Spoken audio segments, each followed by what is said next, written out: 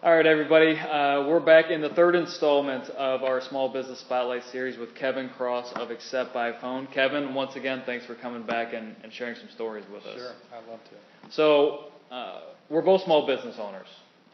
So every day, we're not only trying to continue our business, but it comes down to people as well. And to go one step further, we were introduced.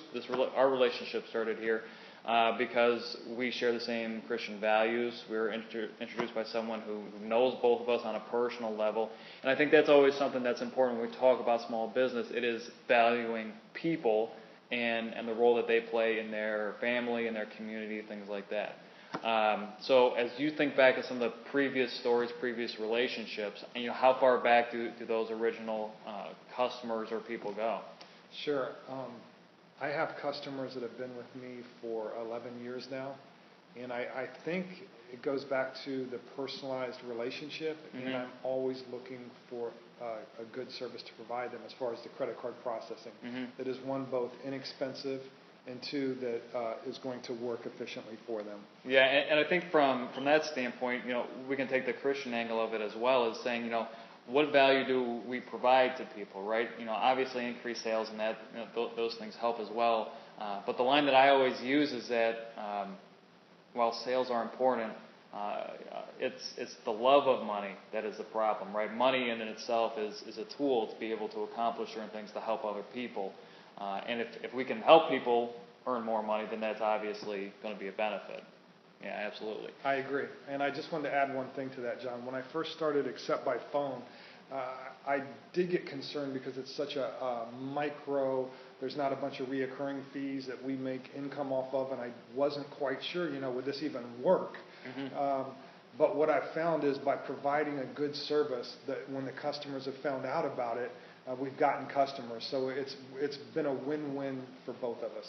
Yeah, and I think that's an important tack to take as well, right? If you work on creating that long-term relationship, that helps Accept by Phone, obviously. But if you're in there to take people's money, or you're unethical with the way you treat people, that customer's not sticking around, and it doesn't help you either. So you really do try and take a very ethical approach to this. That is correct, I do. Yeah. I treat them like, the same service would I feel comfortable with a family member or a friend using, and one of my best friends uses the service, and he's used it, if I'm not mistaken, since 2007. So it's something, I always ask myself, John, is it something I believe in and something that is good for the customer, for anything that I want to get involved in, and I feel that to be true of Accept by Phone. Well, quite frankly, if it wasn't good for the customer, if you didn't provide value, you wouldn't be around for 11 years at this point in time. So I think that your track record speaks to the value that you do provide and the relationship, more importantly, on a one-to-one level, rather than what type of business model or business strategy that you're using.